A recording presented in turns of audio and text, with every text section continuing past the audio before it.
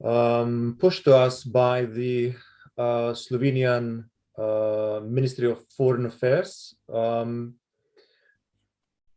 Since Slovenia is leading the presidency of the European Council until December, IRCAI is the International Research Center on AI under the auspices of UNESCO and has been invited by the Foreign Ministry to organize this event. But IRCAI is not just a center with an office and 5 or 50 or 500 people working there. IRCAI is really an ecosystem of players, and one of those players is the Knowledge for All Foundation, which has been granted with two grants from the Lacuna Fund, and those grants are basically with Jade and with Peter, which we have on the call, and the two projects specifically on language technologies, and they're part of a batch of 10 projects. And we're I'm very happy and very proud to be able to work with all of them, and also with Wilhelmina and Emre from UCL. And I'll give the word to you, Arthur, because you're the moderator. You're muted. So thank you very much, Davo, for for introducing the background of where we are coming from. So today's session is titled "Linguistic and Cultural Diversity as an Integral Human Right Aspect of Internet Freedom in the Digital Age." I know it's a mouthful. It's such a long word, topic, but basically, I think what we are talking about is, I think internet freedom has historically or traditionally addressed issues more to do with civil and political rights, issues around freedom of speech, internet shutdowns, and all that. But I think the issue of linguistic and cultural diversity is very important, not only as a civil and political human right, but also as an economic, social, and cultural right. So I'm going to get into that a little bit later on, but I think what I need to do at this point is to introduce to you, the panelists, very excellent panelists, that we have today. That is Wilhelmina Onyothi Nekoto. Then we've got Jane Abbott, Peter Nabende, then Emre Kazim, and then we've got Davo Olik. So I'm going to give a chance to the panelists to say a little bit about themselves, the work that they are doing before we delve into the topic. Starting with you, Jade. Thank you, Arthur. It's great to be here. So I've been a software engineer for the past around 10 years. And for the past 5, I've been working specifically in the machine learning space. In 2019, I co-founded an initiative called Masakane, which a number of the participants in this roundtable are from. And the goal of Masakane is to work on kind of language technologies for African languages. So we're a large grassroots kind of participatory community that kind of really focus and hone in on African language issues. And this kind of goes everywhere from understanding the data that's available to building models, but also kind of considering the human rights of the people who we're creating data for, but also kind of the end product.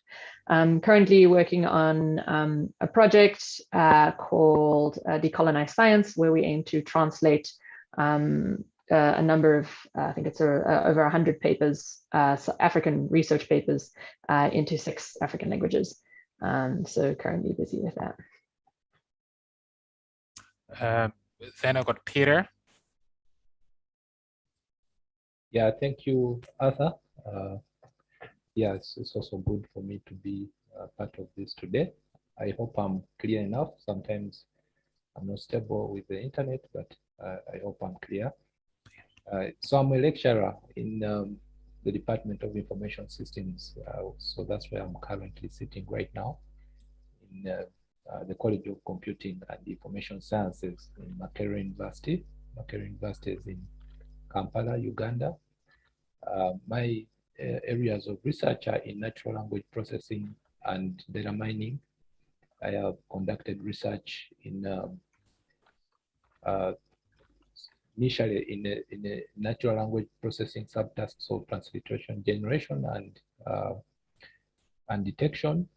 These are associated with what we call named entities mainly, where you need representations across various languages and writing systems.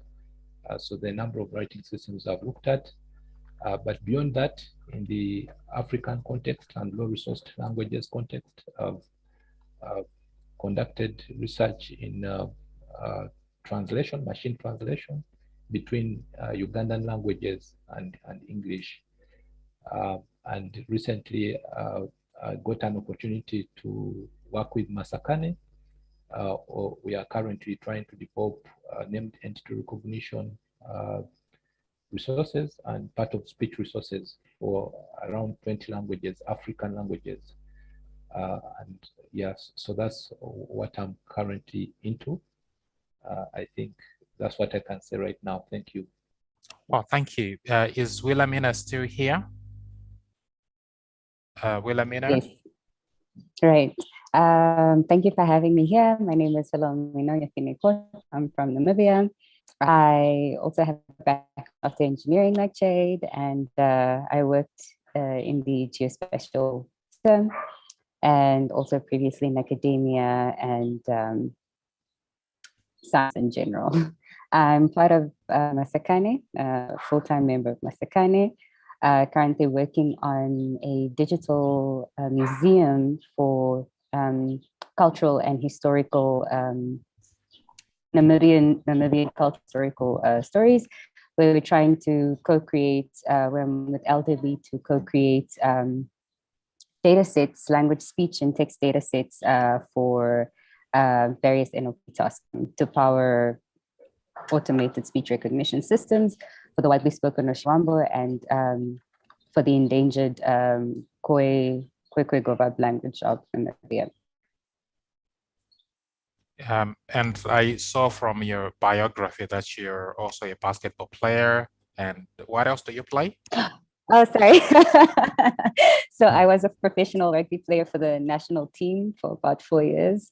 3-time league winner. I also played basketball for 5 years.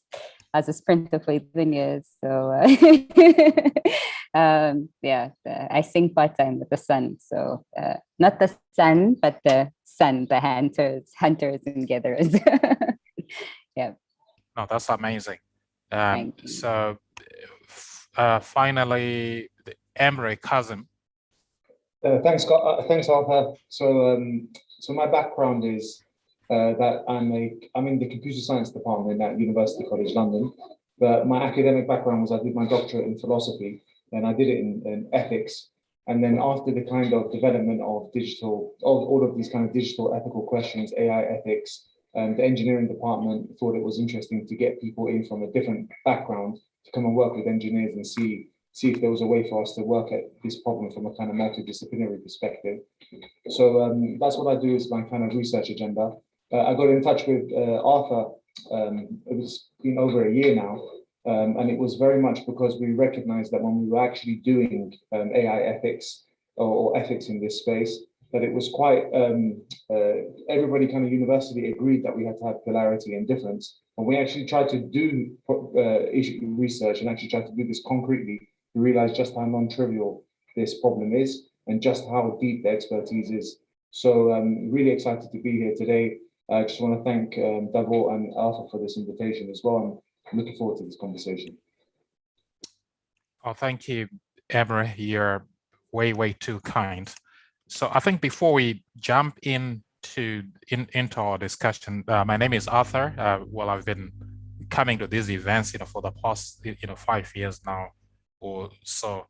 So yeah, I'm based at Utrecht University in the Netherlands, but I've been working with the internet freedom community for many years. And, for the past 5 years, I've been serving on the board of the Open Advisory Council of the Open Technology Fund. And recently I was invited to be on the editorial board of Stanford University Journal on Internet Safety and Trust. But currently, I work on philosophy of technology, more like I think Emory, and I've done quite a number of papers with Emory and joint projects, ongoing projects at the moment. So coming back to today's topic, so we got a multidisciplinary panel. Today some are ethicists, some from human rights, but also some from technology background. So I think we're gonna be having an exciting discussion with enriched perspectives. But I think just maybe to sum up, when you're looking at the issue of language or the issue of culture or language is an aspect of the right to freedom of expression under the Universal Declaration of Human Rights, the ICCPR. But why is language important? One is part of freedom of expression, freedom of speech. And why is freedom of speech important? Because it's important for autonomy and free will, self-development, for people to form public opinion, for building tolerance. So I think freedom of speech as a human right is language specific and cultural specific. We cannot talk of freedom of speech or freedom of information unless we've got languages. So in the digital age, so far, where we've got more than 4 billion people online, the predominant languages, that mediate communication in the digital age are European languages, English, French, Spanish, and probably to some extent, Portuguese. So this creates an unfair ground in the digital realm where a few European languages are dominating, and dominating the language space in turn also means that they are going to dominate, the economies, because major businesses, economies are now based around what we call digital enclosures, which are mediated by languages and cultures. So language and culture is also reflected in the data sets that algorithms train on, or that algorithm rely on in executing specific instructions. So I think when we are looking at civil rights, or maybe the issue of language as a component of civil rights, or as a component of economic and social cultural rights, there might seem to be a chasm or maybe a divide between those rights. But one of the philosophers that I really admire, is called Amartya Sen, spoke about the relationship between civil and political rights on one hand and economic, social, and cultural rights on the other. Say freedom of speech, freedom of information is important for planning. Say if there's gonna be a disaster in a country, freedom of speech or freedom of information becomes very important. And language and culture is an essential component of that. I know this might be a little bit, I think, too far-fetched, but this is where language, culture comes in, because the digital economy or the digital society in which we live now rely on these data sets.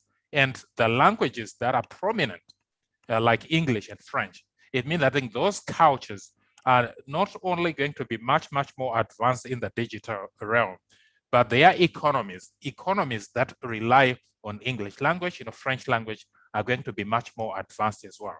So without saying much as the moderator, I'm going to leave the floor to the panelists. I'm not gonna be intervening that much. So who shall I start? I think we'll start with Jade, Abbott, and then Wilhelmina, then Peter, then Emre. Thanks, Arthur. Yeah, no, I very much agree with your sentiment.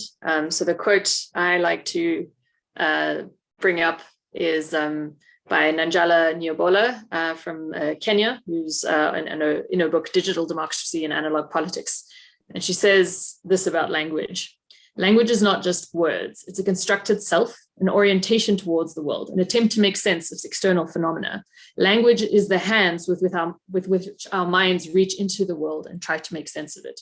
And kind of with that, if language is such a fundamental part of expression and fundamental part of communication, and when the internet itself does not necessarily support it, and it doesn't support it, and sometimes something as simple as a keyboard being able to help people type in a script isn't available, and it's only recently we're seeing the ability to type in Amharic or in Fon, those like basic technologies be enabled, and so if we can't even engage at all in our language on the internet, then I think so much gets lost. How can we participate in this digital democracy? How can we participate in shaping the future and shaping these kind of global discussions if we cannot even express it in the language which we're most comfortable with?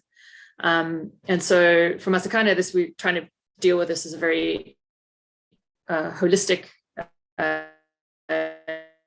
issue. So a lot of the world kind of dealing with these language technologies does focus on the European languages, and they are starting to look at the African languages and trying to incorporate it, but there's a missing component.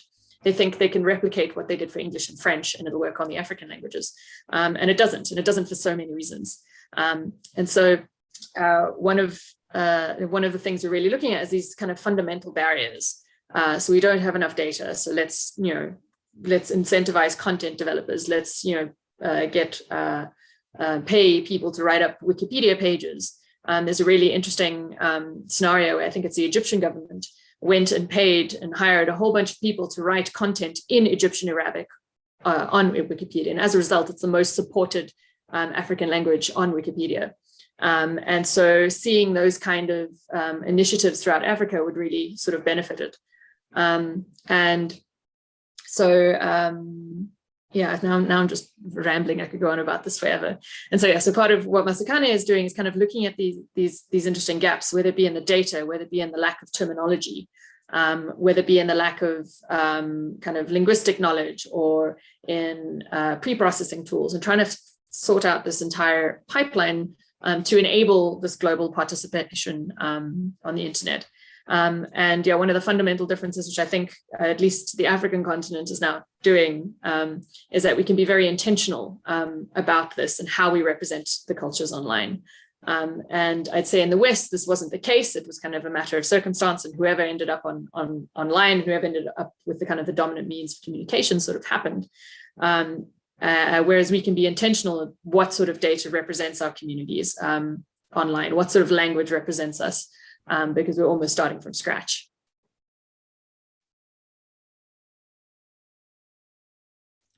Thank you, Jade. Peter, you want to jump in? Okay, so okay, the order was initially different, but no problem.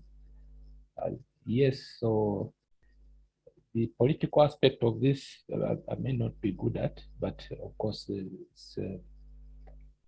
is a lot of validity for putting up a case. I think there are many examples in Africa, and for Uganda in particular, where you build a case for internet freedom. For my case, mainly, I'm mainly interested in, of course, the work I do, and that is with data sets and natural language. And generally, you could talk of various web-based technologies. So the thing is, we need more representation, I think, in various forms. Of course, with respect to underrepresented, it could be groups, and obviously Africa has been lagging behind. Africa has been lagging behind in many ways. So the good thing is that now there's a lot of awareness around what is lacking in most of the available technologies, talk of AI technologies, talk of even the data sets themselves. You find a lot of criticism around this underrepresentation, for example, groups.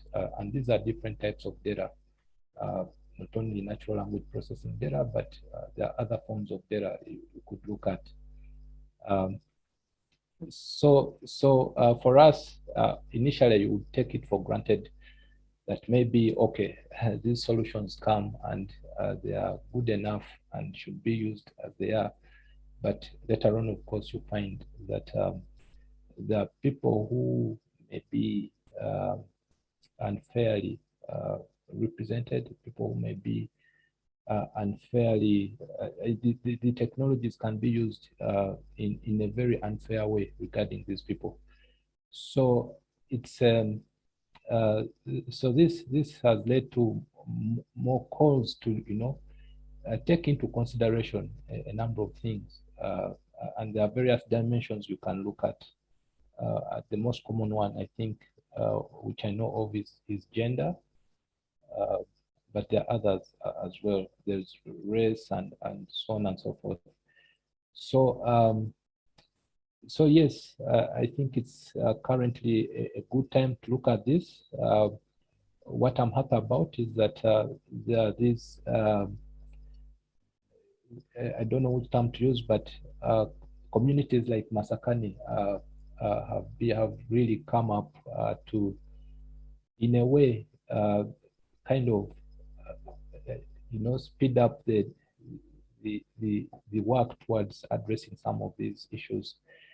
And when just 10 years ago, probably when I finished my PhD, there was like I could not hear so much about a lot of work being done for say underrepresented categories, maybe languages. But currently, I'm happy to see these various communities taking into consideration this, and there are serious efforts, including funding, just to focus on this as well.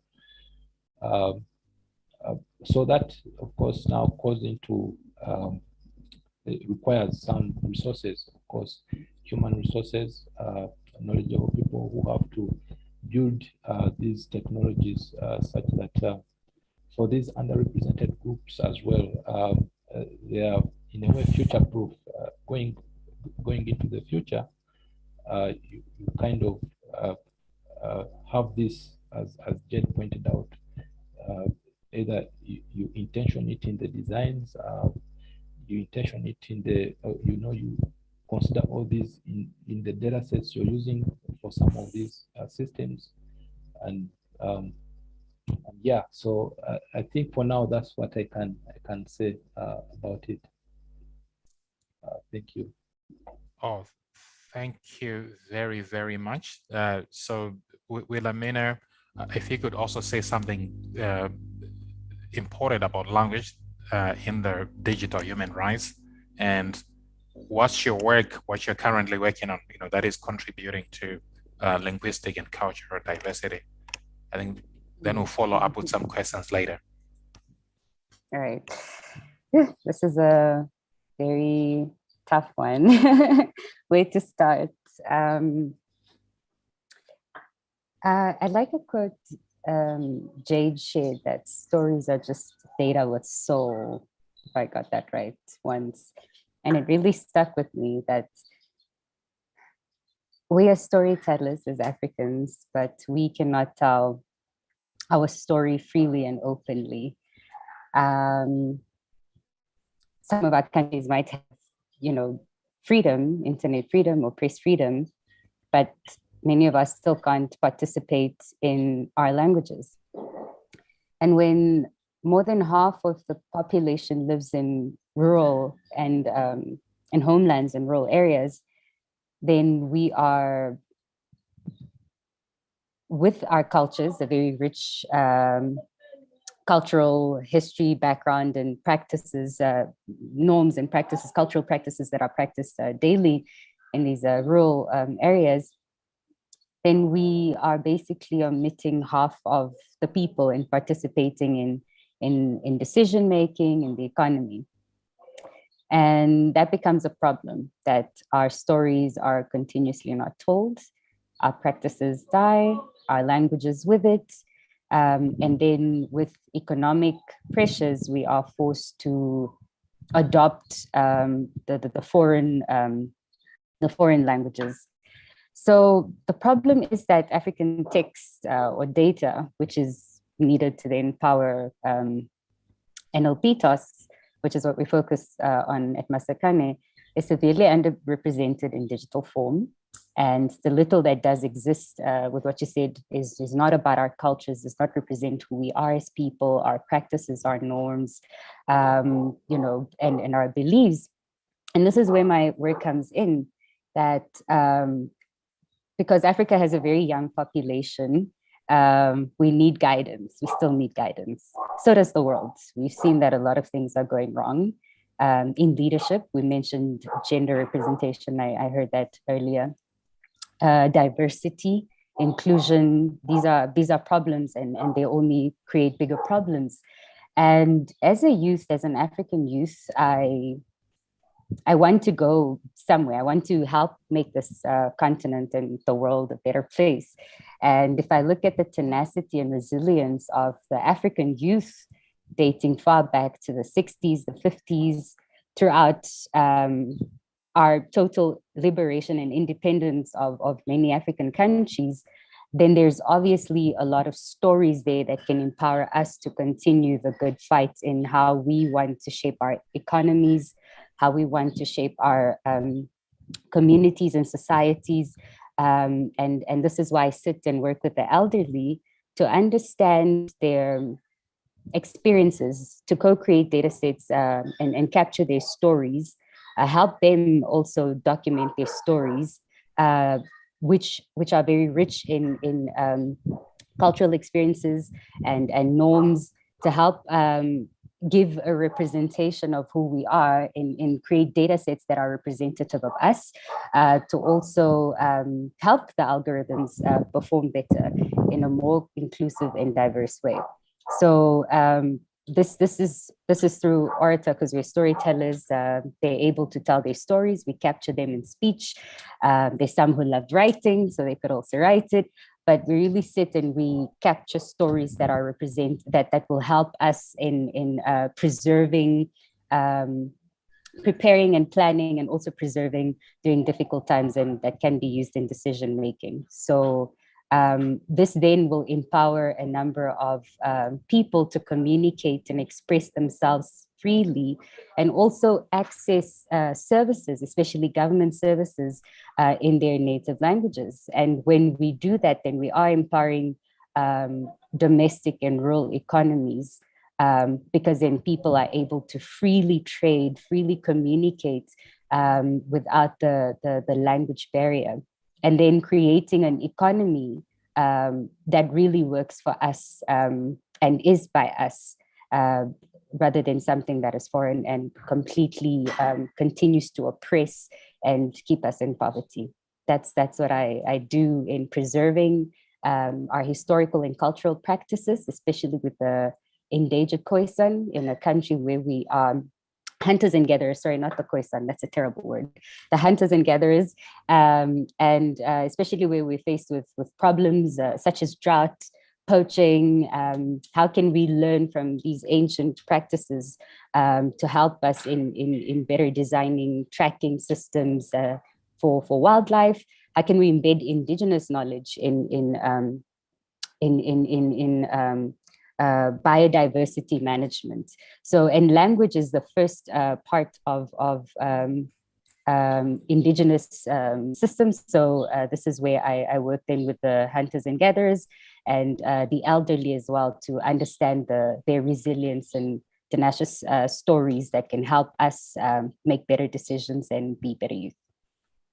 Oh, thank you so much. Very, very important work.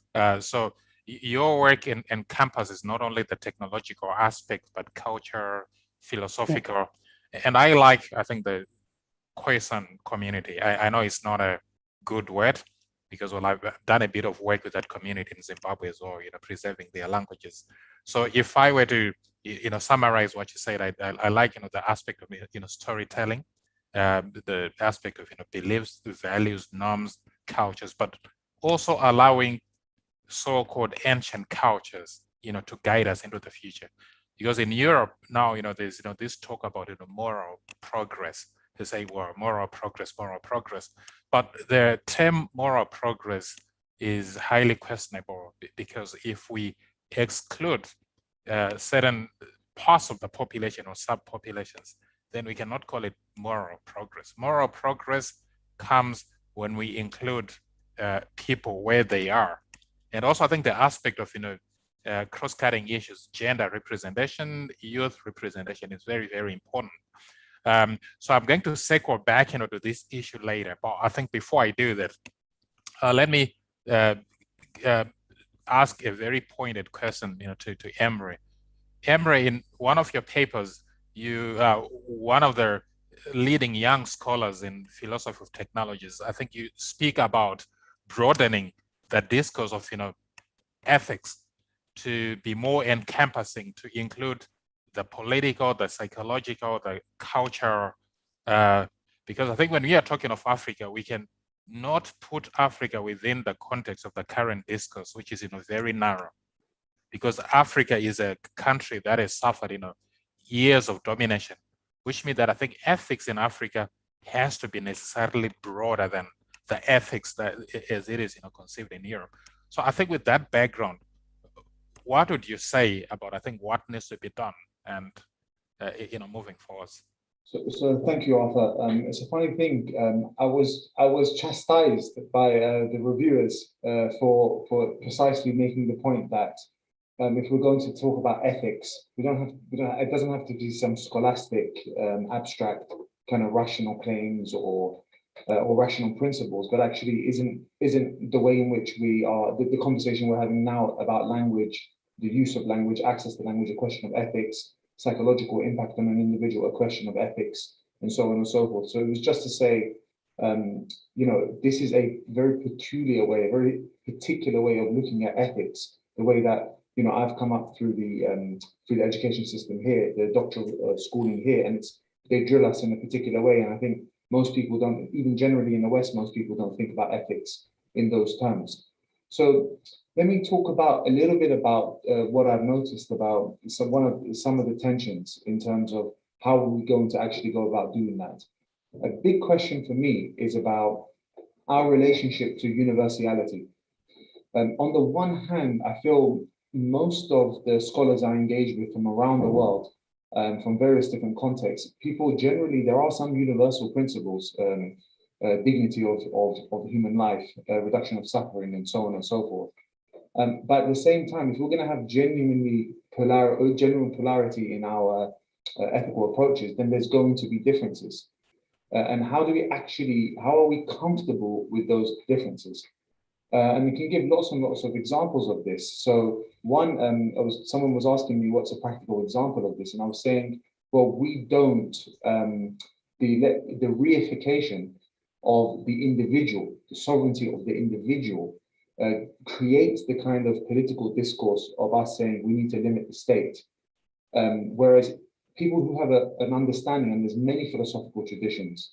I know there was one tradition that I think you've cited in your work, Arthur, about the collective being the foundational idea in the political consciousness, and the consequence, the foundational ethical concept and the political consequence of that. But to give another example, we find that in Confucian philosophy. So that has a very different consequence to how we're going to understand it. And most of what we're doing here in London is basically trying some way to defend the autonomy of the individual rights, protection against invasion of our Ubuntu, you mentioned. So against the invasion of our own autonomy. And this question about universality, I wanted to bring it back into the kind of linguistic discussion and recognizing language as something which is a repository of values, an archive of culture, of meaning, and so on and so forth. It's a kind of living tradition. and the English language understood as neutral. It's actually a way to just cloak that when we're burdening communities to translate, if you will, we're not really translating meaning, but we're actually imposing structure on what they're conversing about and what they're doing. So I found, so another part of the kind of ethical tension is being able to communicate in one's own language, or having a language community, is actually a form of political collective. It's a space, it's a kind of space that people can exist within. And I was wanting to maybe throw the question, because a question I've been struggling with for 3 or 4 years now, is the relationship between, let's say, privacy and that kind of justice, fairness, if you will, to access and so on. And it feels to me that in some respects, I feel like having access to these communities in this digital space actually opens up space for imposition through the kind of sheer force on which the kind of English language is functioning as the de facto language of the internet.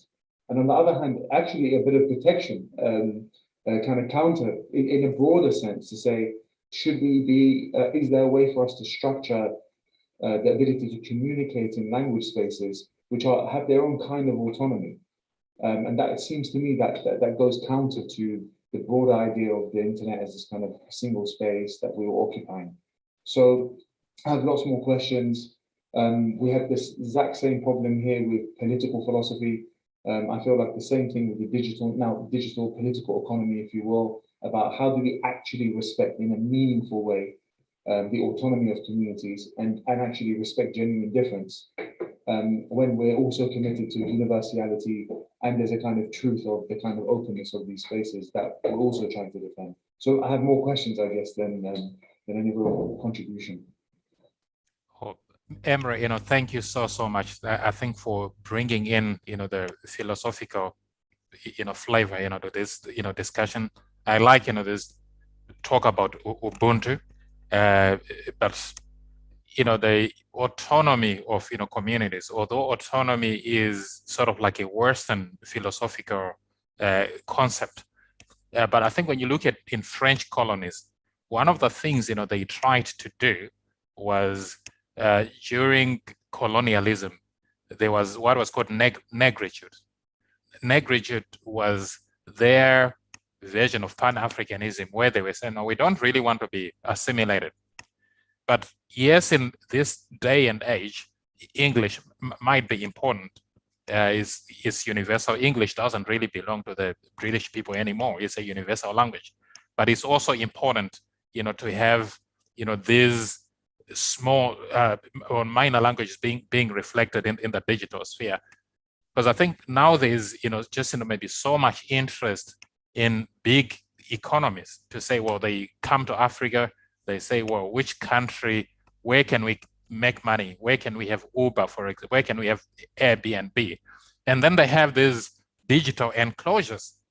Say, well, we're going to target, I think, the middle class in Kenya. What sort of language do they speak? So that is the language that is going to be promoted by Western funders. So there's need to decolonize Western funding when it comes to linguistic diversity to ensure that I think Africa's basic, I think maybe ancient languages like the Squaw language of the Khoisan people are also represented.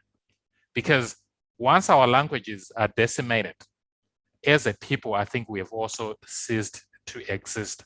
But we are going to come back to that.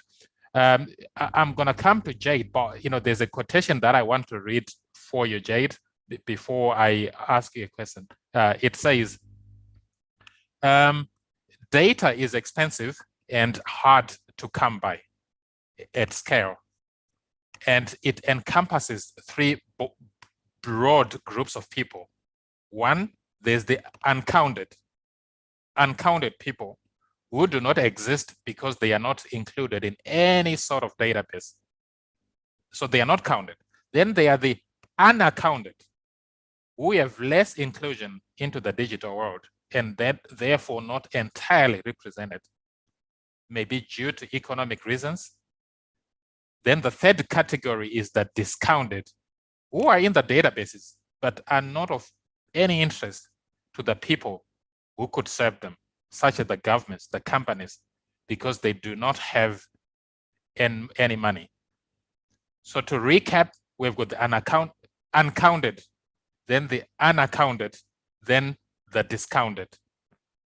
So in your work, is your work reflecting that there are certain tribes in Africa that are not even accounted for? Some are undercounted, some are discounted. I'm going to have to write all those down. It's such a great separation. I might even argue that there's a fourth one. It's the people where they are accounted for, but they're only accounted for to track their improvement. So the example often used here is in the Indigenous Australians, where the only data they have is their, how much money they have, their education status, their alcoholism rates, and so like they basically perpetuate this. If the only thing tracked about your culture is how badly you're doing as a culture, what does that say for you in the digital world? But yeah, aside from that, how is Masakhane intending to get around this or try explore these different groups? And I think part of it is this idea of preservation. So explicitly encouraging or facilitating projects that go around preserving cultures. So step one is make sure we've got like some sort of step in preserving a culture that's there. And the way we want to do that is to have that coming from the communities themselves. So instead of having Europeans coming and documenting and collecting data and translating their texts into our languages, it's more about sourcing texts from the cultures who care about them. And so far, we've been doing it largely in a volunteer sense. So this is volunteers, and that at least kind of gets away from this need to have an economic incentive. And there, it's volunteers who are part of these communities, Wilhelmina being one of them, who are going around saying, let's decide what gets represented about our culture. Let's decide what gets represented about our language on the internet. And so there's part of it's around this kind of like how enabling or providing a community where people can help do that. And then in terms of kind of Masakhane's sort of core goals and how it does this, it's in doing this, our goal is to create tools so that people can participate, so that people who are unaccounted can themselves participate in the language of their choice in the digital space. And so this is a slow process because you have to start basically from scratch. And I think some of it is most of it is very much grounded on not only looking at in a theoretical research space, but also like, can we build tools as the open source tools as the community that each person who joins can then take it, adapt it for their language and release a model that can maybe perform translation or work on named entity recognition, which would enable us, the technology to just understand African names, our places, our things. And so, yeah, that's I guess kind of the other component where we're trying to do that is actually build tools to account for the unaccounted, so that they can stop themselves becoming accounted. Because in the digital space, they're unaccounted for because they don't necessarily have access. And in kind of this idea of funding not necessarily being available from Western society, a lot of the things we're exploring is like, how can we gain funding from Africa itself, so that it's a more sustainable initiative, so that we're not torn from by international priorities of capitalist exploitation, basically. And it's been quite hard going, and we've had a lot of external parties come to us and want to fund certain data sets and done exactly that. Oh, we're going to target Swahili because everyone wants to use Swahili, or like that's the highest number of speakers of the region, and then ignores all the smaller languages. And so I guess just in kind of trying to find African institutions that care about this work, speaking to the African Union as a way to kind of involve them more in this process. I think we're working on them with a project in coming months, so that we can, develop tools for Africa by Africans. I'll stop there. Right. I think before I circle back to Wilhelmina and Peter, I've got another question for Emery. It's not like I think African governments are not doing anything about data, because I think there's what is called, I think, metadata. There is an issue that is happening in Africa where people's data, biometric data, digital identity data is being exported to public companies like Cambridge Analytica for use during. So one might actually say, well, what does it have to do with linguistic and cultural diversity? But I think if you go to China, if you go to France today, or maybe even to Germany, they probably know more about Kenya, about maybe how many people are in this ethnic group and all this, because that data is becoming what is called emotional cognitive wars are becoming very lucrative internationally. So a lot of public consultancy companies working maybe around elections, they are investing a lot of money in harvesting data to do with ethnic divisions in economic classes and all that, in order for that data to be exploited during political events. So Emre, how do you think we can counter that? In order, I think, is it a political issue, or do we need, what sort of tactics do we need to make sure that African data remains within Africa? And then instead of just maybe having that metadata, we've got qualitative data, more to do with languages, more to do with what Masakane is doing. Yeah, so I think that point, Arthur, we've been grappling with this problem for a long time. So first, the aspect of, it's a kind of all-encompassing, it's a kind of elephant in the room, the kind of surveillance aspect to a lot of this kind of data collection, and the way in which that can be weaponized in kind of geopolitical terms, not just in terms of economic benefits and so on. And part of the issue is that you have to have, there's a double edge to it, not just the kind of ubiquitous adoption or grabbing of that data, collection of it, but it's also the imposition of that data categories on the population. So to give an example of this, was reading a wonderful paper, and it was talking about at a particular point, what is the demographic Black, or what is the demographic Muslim? So in the UK, if there is such a thing as a Muslim community, let's say, there's a majority which come from Southeast Asia, but then there's people from Nigeria, there's people from Indonesia, there's people from Morocco, a group which generally sociologically are not that well connected. They have very disparate kind of social existences.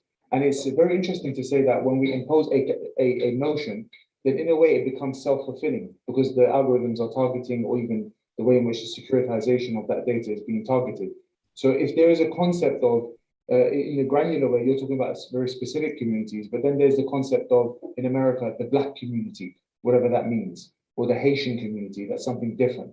So it's interesting that even these categories are not reflections of the data, but actually themselves kind of imposed on the way in which we're doing, the way in which we're thinking about data science, and then how that fulfills, or how that creates certain social phenomena. So I find it very, very, very difficult to think of structural protections for this kind of stuff. And the reason why I say that is because we've been discussing in detail and commenting on detail on the EU's proposed legislation for AI. And they ban the use of biometric identification at a distance. So that's things like facial recognition in the public square. But then they caveat it by saying, with the exception of policing and security service. So it's a bit like, well, that's usually the most ethically sensitive use of those kind of systems. So there's a part of me which feels like the structural approaches, legislative or even kind of some other kind of security apparatus, it just feels like it's so lucrative. I'm not convinced that they're going to be very effective. So I think there's maybe much more longer term, and I know this is not a very practical or very deep kind of like systemic approach, but I really do think it's about kind of public consciousness, self-awareness. We need to, like, sometimes when I'm on my own Twitter feed, I know that I'm being manipulated. I know I'm being sold certain things. I know there's some messages being, promoted. I feel it. And it's funny, I was thinking about, this was a context in which, funny enough, I think a colleague of a few of us, I asked John Shaw Taylor, I said to him, he made the point rather that what's the difference between a newspaper and an algorithmic propaganda? So we have like newspapers that have these ideological leanings. And he was saying that it's targeting the individual. It's just the efficacy of these systems as opposed to the kind of broadness of the previous ones. And I guess the counter to that is just to say, do we have a kind of, are we aware, are we conscious when we're using these technologies? And I guess that's a way in which to be, for individuals, not just the nature, not necessarily people on the African continent, but more generally, just the kind of consciousness of the fact that you're not in a neutral sphere, that the whole series of kind of nudging and manipulative techniques you are being bombarded with them, and just to be conscious of that. So I don't really have I'm quite pessimistic on that front myself. Sorry. That's all right. Yeah. So I'm also doing research on how this technology, we call it digital foreign interference, but I know it might actually be quite odd to talk about it in a session like this. But what we have at the moment is China saying we don't have black faces in their data sets. So that's part of trying to have cultural diversity, what we are talking about today. But what are they using the black faces for? Is for something nefarious, for something bad. And then on the other hand, we've got what's her name? The Ethiopian was working at Google. What's her name? Timnit Gebru. Yeah, and she's pushing to say, no, we want these data sets to be corrected. We want more representation. She was doing excellent work, and then she gets sanctioned for that. So which means that I think this whole issue about inclusion of Africans is quite hypocritical. Is hypocritical because those who really articulate the issues are being reprimanded, like Timnit Gebru. And then on the other hand, we've got African governments exporting our faces, like Zimbabwean faces. All of our faces are in China. So it's not different from the slave trade, where political elites, war-connected elites, were making money out of exporting slaves across the Atlantic. But anyway, I think that's for another day. I know JD, you've got another point to make before I go back to Peter. Just a quick one, and it actually my point changed based on the discussion we're having. So thank you for prompting that, Arthur and Emery. And so one of the things I was thinking around is, particularly in the text space, and which is what funds creates the language technologies from, there are certain organizations which you don't want to go up against.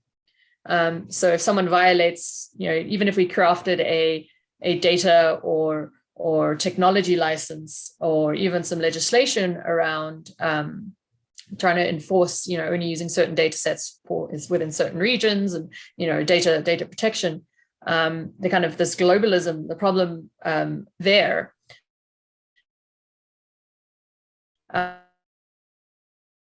And we've seen it before where it's copyrighted data from African and kind of all these populations. And there the worry is it's no one wants to take on the Internet Archive because they're such a well-funded, well-supported organization. An initiative that could defend people who've had their kind of digital rights violated, either through an AI technology or through kind of the spread of their data in a way that they didn't agree to. Because right now, even if you publish your data, I think they still consider the model that gets built off of it a derived product, and thus, even if you've used the data and you've released the model itself is still legal. And I think there's kind of a really interesting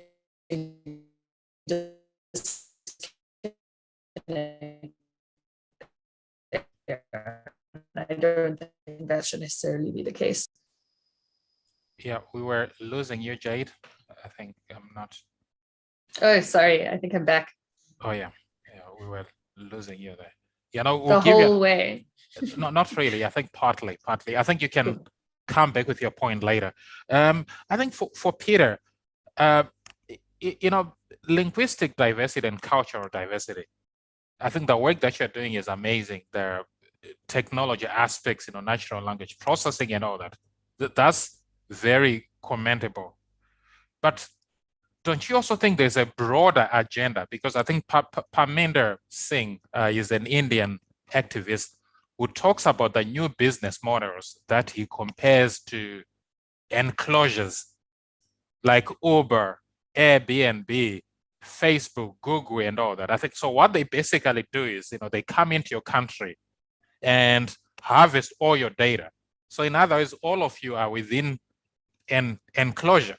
So the same data that Facebook has can be sold to Uber, can be sold to Airbnb. So the person who owns that business is someone who came from Holland or from Silicon Valley. They own nothing. All they have is an app in their pocket. But they already own all of you, because once you're on Facebook, you sign on to Facebook, you are within that enclosure. So in as much as the effort that we are doing in natural language processing and all that is very important, but we are fighting against, this big mammoth, this, big monster, which is sort of like akin to colonialism, actually, where all African data is owned, for as long as you're online, is owned by, they can actually analyze what you want, what you need, and everything. So you spoke about data sets, you spoke about design. What do you think should be the priority? The design, the data sets, and how do we address the bigger political questions? The bigger political economy questions about the new business models that are going to be dominating, that are already dominating our future. Thanks, Arthur. That's that's really interesting. Yes, that's actually indeed the case when these companies come. Of course, they come as businesses, and businesses, of course, have their goals, and they have their strategies and everything. They try to do as much as possible to benefit from their businesses. So they may have their own reasons, but yes. So to try to control that, you probably maybe have seen like some countries kind of regulate what happens, so you don't have businesses just come in, or if they come in, and some countries are seeing that really there's no, they're being they're not benefiting that much, then they, governments can do something. But of course, you talked of Facebook, and it reminded me of in Uganda currently, I think Facebook is still not allowed, or it was banned. So maybe we can only access it through VPN. So you have governments take that kind of decision. Of course, the reasons may have been political, but there could be other reasons, like governments may be interested in having countries develop their own apps that are similar to those that are provided by these, big business companies. So it's possible, I think, for countries to do something. That's what I see. It's possible for them to do something, but of course, there's quite some more work that needs to be done in trying to identify these maybe disadvantageous investments, for example, or applications where ownership can be, you can lose ownership. Yes, and there are many examples. You talked of Zimbabwe sending all, your pictures to China, and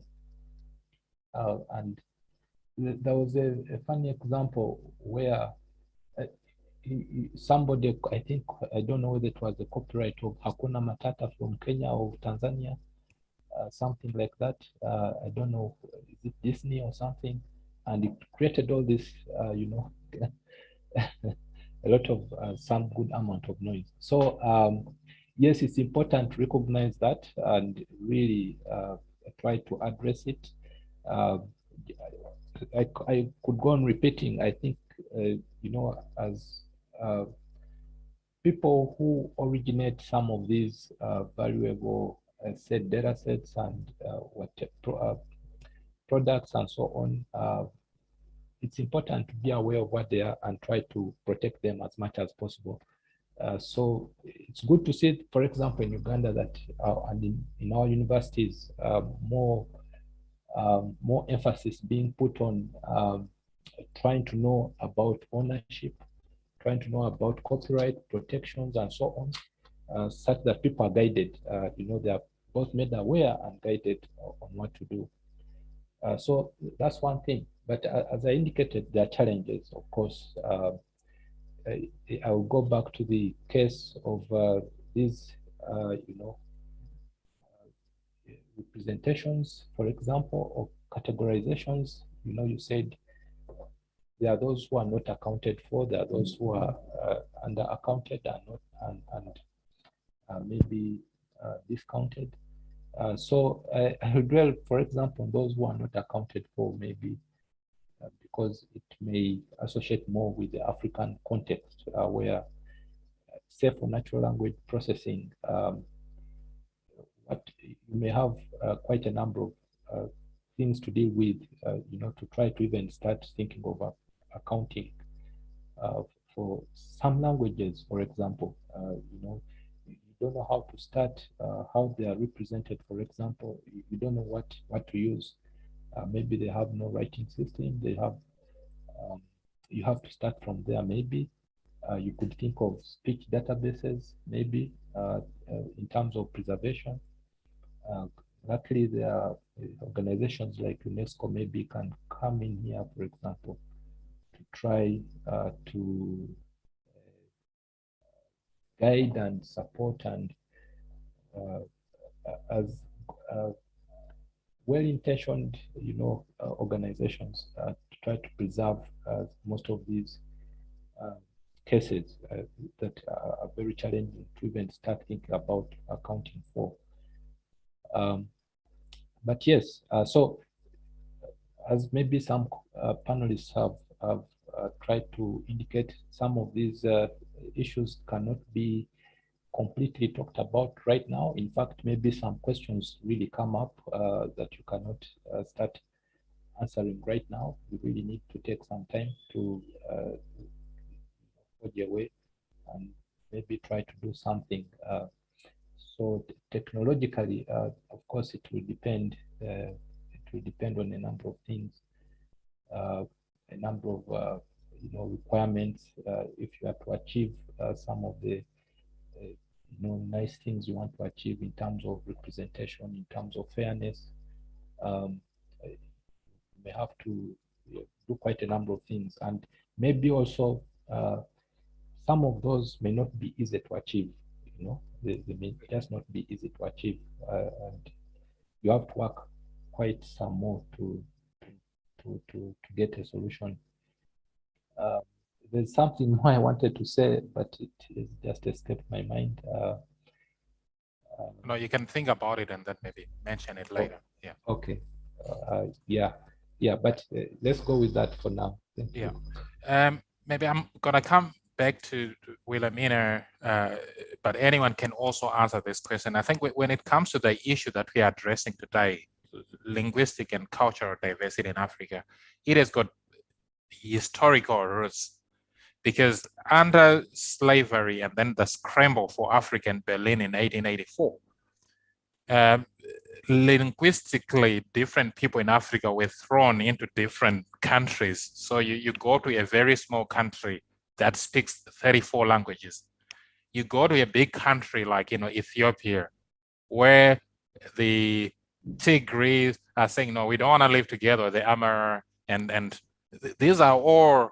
Then we've got countries like Sudan, Mali used to be French Sudan and all that. So it's all a mess sometimes in Africa. So there's a Pan-Africanist writer who's called Dubois or Du Bois. He used to talk about the decimation of African cultures. And then Kwame Nkrumah came. He was talking about unifying Africa, to say Africa must unite in order for it to have sort of like collective political agency. So when you come to Europe, for example, Europe uses just a few languages, English and French, mostly in Belgium, European Parliament. I know those from Slovenia might actually not be happy about it, or from Bulgaria and other countries, but they agreed to say we're going to use 2 official languages. I know I seem to be opposing myself, because I was saying every small language has to be in the database. But and then Wilhelmina, spoke about museums. I know one of the things that we don't quite have in Africa is museums, let alone, I think, digital museums, in order for us to preserve our languages, to preserve our cultures. Sometimes you find something on Wikipedia which is not fully updated. So what I'm trying to drive at is probably there might be a point to have focus on few languages first. Like I know good part of East Africa speaks Swahili, and Swahili is being taught in many schools. And so in other words, what I'm talking about is the agenda that Kwame Nkrumah was talking about Africa coming together. But we cannot come together unless we have got 1 or 2 languages that we speak in the African Union. I know Somalians might say, why Swahili? Zimbabweans might say, why Zulu, and all that. But probably, I think that's what we need. Wilhelmina, I think, being probably the youngest in the group, what would you like to see, I think, for the future in terms of maybe, do you think we should have fewer languages first, focus on fewer languages, or we should just maybe spread ourselves, thin?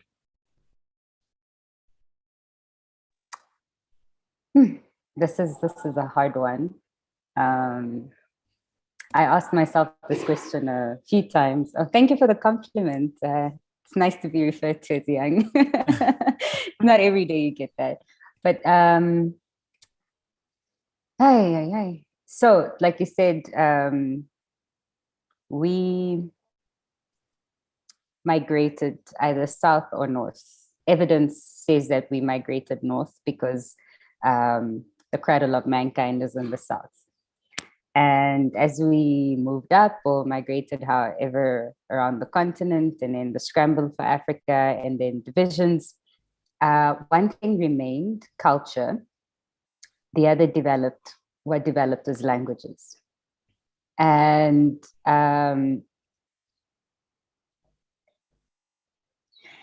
might be contradicting in a way. It's all right. It's all right. Yeah. But this is my own. So if culture remained similar, being in Southern Africa, and you have similarities with East Africa, or as a region with other African countries, and also similarities in languages, then for me, that's more important, the preservation and finding the similarities in culture, than the many languages or the few languages.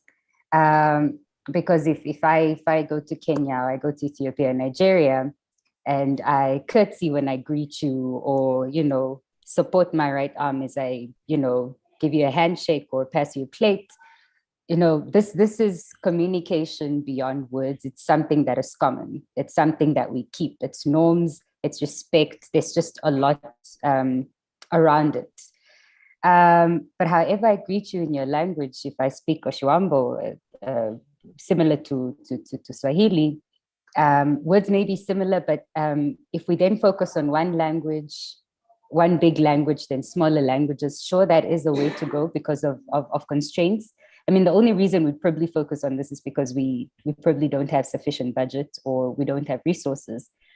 But for me, it's really the culture. And to say, let's focus on one language over the bigger languages over the others. If there are similarities, yes. But it's also very hard to take cultural practices and norms to Parliament and the AU and then have everyone sort of understand and communicate with norms. So that's a bit tricky. So I wouldn't know how to answer that part, that question. But if we could probably have the elderly contribute in finding the great similarities between the many languages, the Bantu languages, the Khoi type of languages as well with the cliques, then maybe we might come up with languages that we didn't know existed, that we'd all be able to use and adopt, the predominant ones. But yeah, that's a very difficult question, but my opinion. I hope that counts. Yeah, I know it's a quite a historical and political question because some say Swahili was sort of like a manufactured secondary language. I think I read it somewhere. And then you go to the Caribbeans where they speak, is it Pidgin, English or French? They say, well, by having an inferior version of the actual French, you are actually sending a message to the world that you are inferior. So the issue about language is not easy. It's not an easy one to solve. But whenever I go to Rwanda, sometimes I'll be at a wedding and then you hear someone saying, Muzukuru, Muzukuru, Suduruga, Suduruga. I say, oh, am I in Zimbabwe? That's my language. You know, you've got, so many similarities, so many things that bind us together. So probably I think that what we should actually be exploiting, say, how can we as Africans maybe come together either as a region or maybe sub-region? And then that is not to say that we're gonna ignore the smaller languages. They'll still be there, they'll be preserved.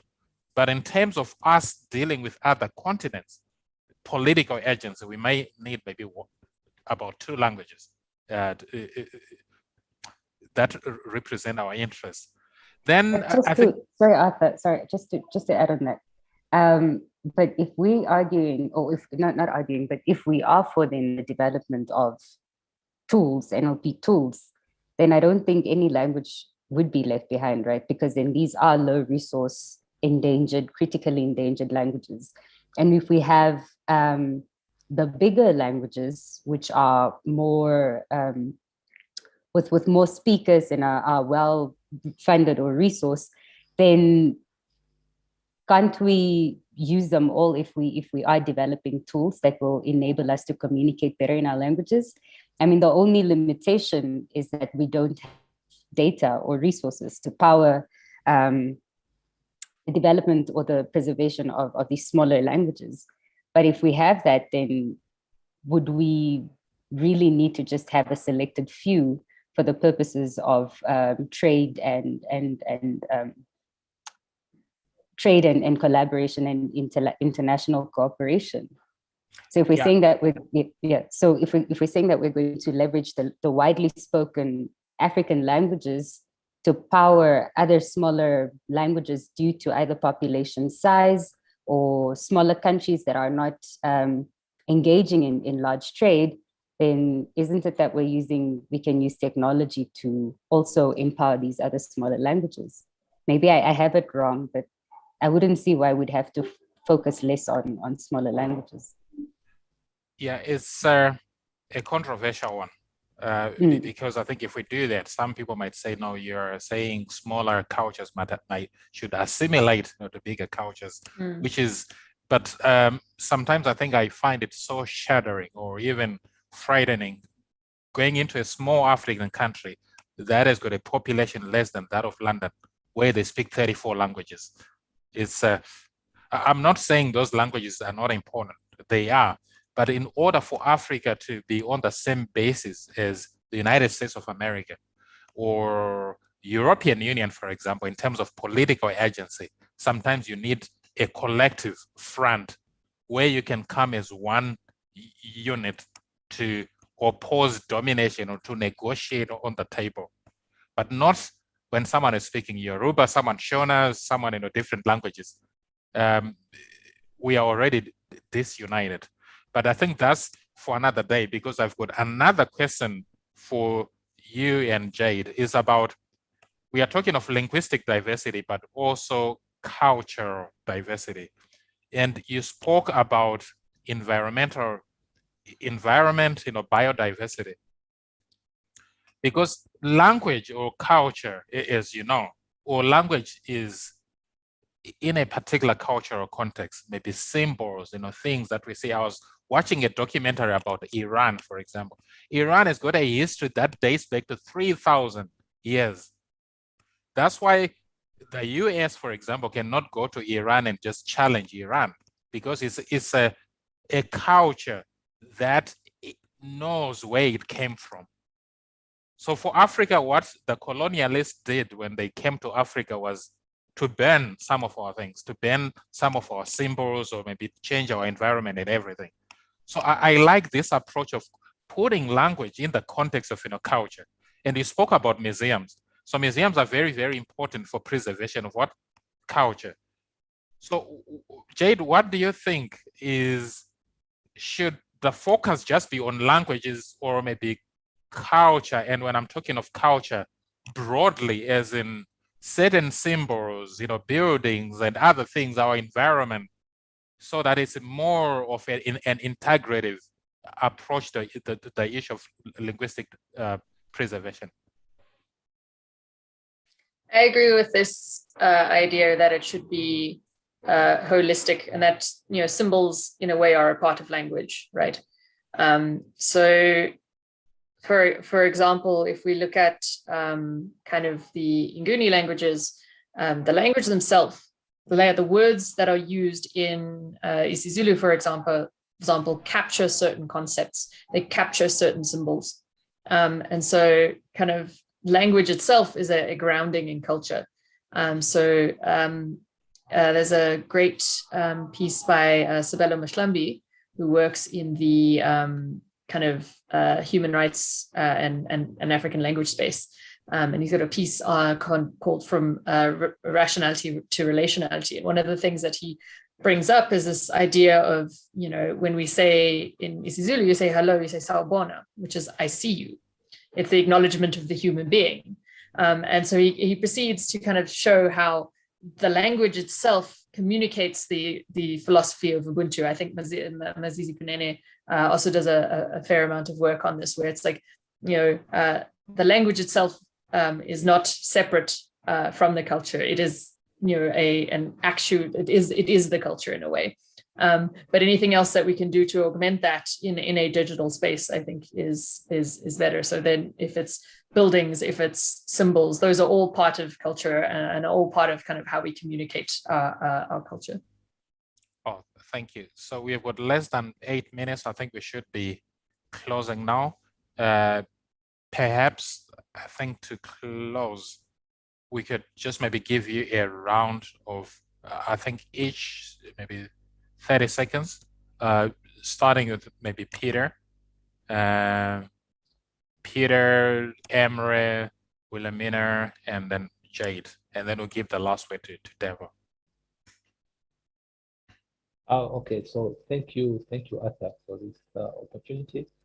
Yeah, and as you kept presenting, what I said escaped my mind actually reappeared in form of this situation of so many languages, and maybe within those languages you actually have dialects as well, and they're quite many. And the issue is that some of them struggle towards standardization to try to move forward, but others are really it's a complicated process.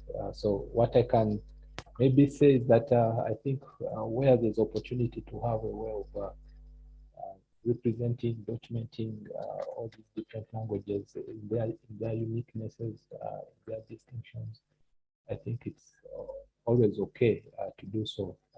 Of course, there's a move towards standardization, and I could say that's also okay because in Uganda, we could say we have what we call Ugandan English, and okay, so you have actually very many different kinds of Englishes according to pronunciation. And when you speak our English in Uganda, it will be difficult for somebody from out there maybe to understand it. So what do you do in that case? You have to find a way of trying to capture that and maybe representing it and making it more usable. So I think all I can say in all possible cases, if we can, let's always try to be able to represent, if we have any chance, all that is not yet represented. Thank you, Arthur. Thank you very much, Pierre. Wilhelmina, then Emre, then Jade.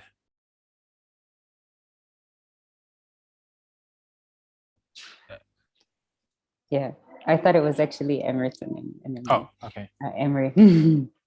Okay, so just first, I just want to say thank you again for this invitation, and I just think there's just so many tensions, so many questions.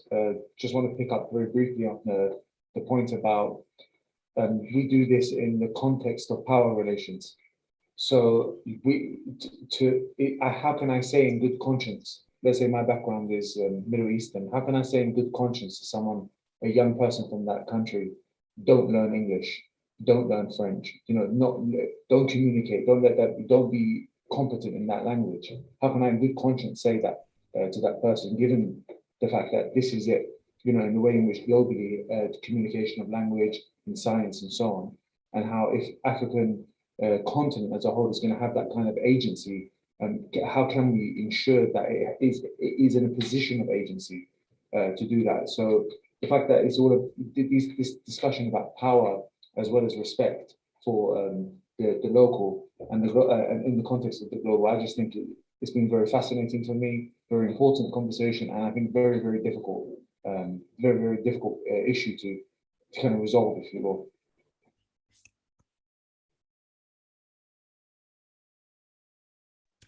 Jade, you can jump in, and then Wilhelmina can come at last. Cool. Yeah, my final thoughts are around on a comment that you made, Arthur, and I think we should have another chat one day to discuss it, because it's such an interesting idea. Is this idea of, are we able to, this unified front of Africa to defend itself, and do we need language like simplicity? Do we need a shared language in order to do that? And I guess what my hope is, my ideal world is that we can find we can, even while maintaining our linguistic diversity, we can still find a shared language, and we can still find a unified front while still maintaining the linguistic diversity and achieve scale at that end. Kind of just to second Wilhelmina's point about can we make technology our own and use it to scale out our protection of our languages and our cultures and still provide that kind of unified front, I think is a great goal to aspire to. So those are my final thoughts. Oh, thank you. Wilhelmina, are you there? Yes. I think Jade and everyone else just summarized it so well.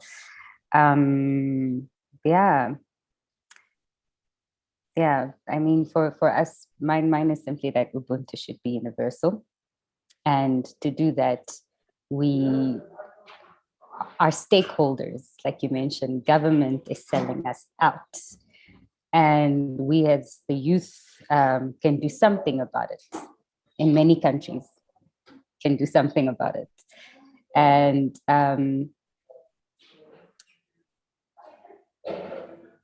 it's this inclusion of the youth and the people in remote areas and rural areas, this inclusion of them in freedom of speech, expression, participation, this unified front will really help us create the Africa we want, and also ensure accountability for common, accountability against actions that are not for the masses.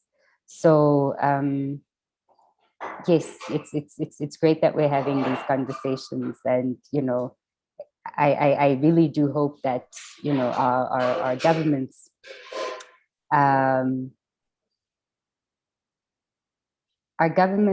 meet us halfway. It's very sad to think of your government as your worst enemy, but that's probably more political. But yeah, I would like to see our leaders back as the youth of the 60s, the 70s, and the 80s. Maybe then, this source or Ubuntu-ness will help us create the Africa we want in the African context. Maybe it's my hope to see us as the youth heal them, rehabilitate them, so that we can be doing things better. And maybe that's our role. And if we have the resources and the tenacity, we have the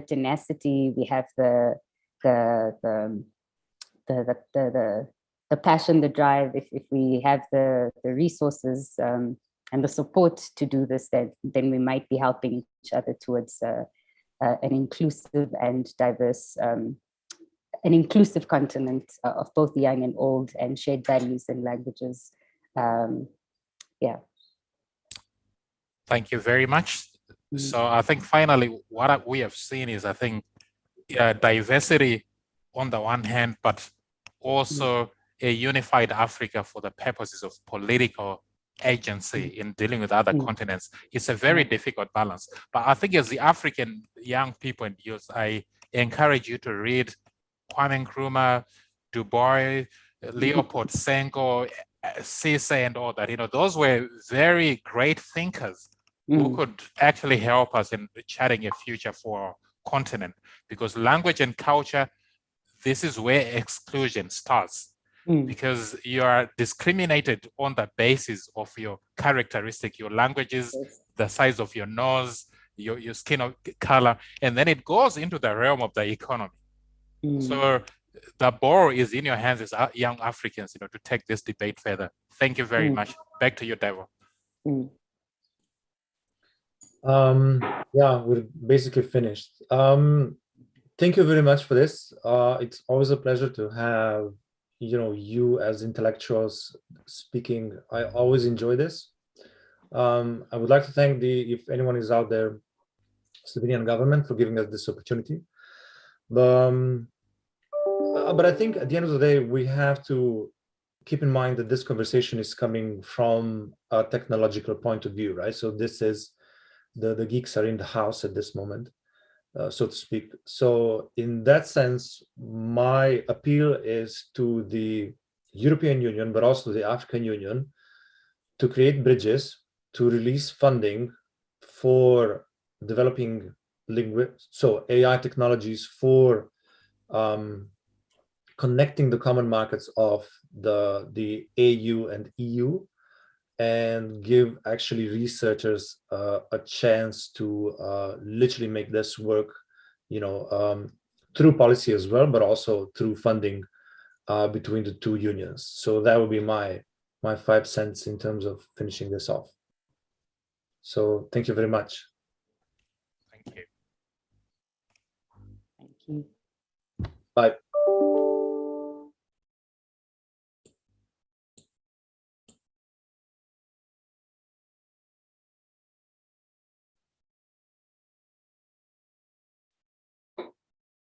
Hi, Emre. Thank you, Arthur. Thank you. It's fantastic to see you. How are you? I'm very good. I'm very good. Yeah. We need to catch up Properly. I mean, yeah. I was planning to come to Holland in mid-October, Sure. but I'm not sure. So I'll confirm that. If so, I'll come straight to your office, Arthur. Come to my house. It's Nice. you can couch safe. Yeah. I'll get them to pay for it, Arthur. Dinner's on me. All right. But should we arrange a time maybe next week or in the coming weeks to actually have a proper sit down? Yeah, please. Let's do. Yeah. Okay, so let me ping you an email and suggest some time, see what works. We've got lots and lots of stuff happening. You have a big fan in someone. I think we're still on YouTube, so I probably shouldn't mention the name, but you've got some very big fans, Arthur. When we speak, I'll let you know. There's some other people asking me how to get in contact with you. So you'll see someone coming from the UK government and also some scholars from different universities, not UCL. So anyway, we'll have a proper catch up when we speak. Cool, man. All right. Okay. Thank you, Arthur. Take care.